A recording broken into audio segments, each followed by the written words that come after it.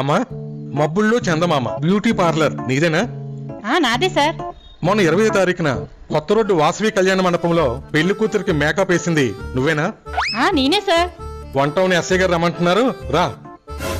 One town SI గారు రమ్మంటున్నారా? ఎందుకు sir? పెళ్లి కొడుకు నీ మీద కంప్లైంట్ ఇచ్చాడు. పెళ్లి కొడుకు నా మీద కంప్లైంట్ ఇచ్చాడా? ఏమని ఇచ్చాడు సార్?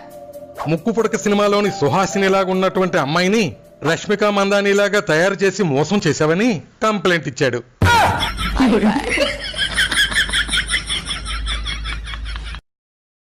ఏంటండి మీరు ఫంక్షన్ ఉంది కదా అని చీర కొనుక్కుంటానంటే సంతోషంగా డబ్బులు ఇచ్చారు.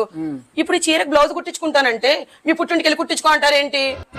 ఈ బ్లౌజ్ కుట్టించుకునే డబ్బులతో ఇలా అంటే ఇంకా 2-3 చీరలు వస్తాయే, అర్థం చేసుకో.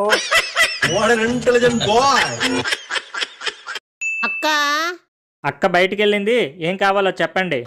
చుట్టాలు వచ్చారు, పంచదార అయిపోయింది, గ్లాసుడు పంచదార ఇస్తారా?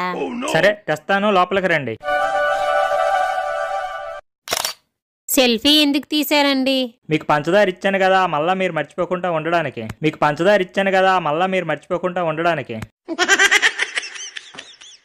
తీస్తే తీసారు గానీ స్టేటస్ లా మాత్రం పెట్టకండి.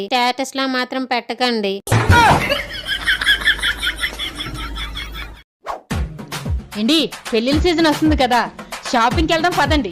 10-20 చీరలు కొనిసుకుంటాను. ఎవరు పిలిచారే? ఎవరు పిల్లలేదండి, సడన్ గా పిలిచారనుకోండి, అప్పటికప్పుడు షాపింగ్ చేసుకోలేను కదా, అందుకు.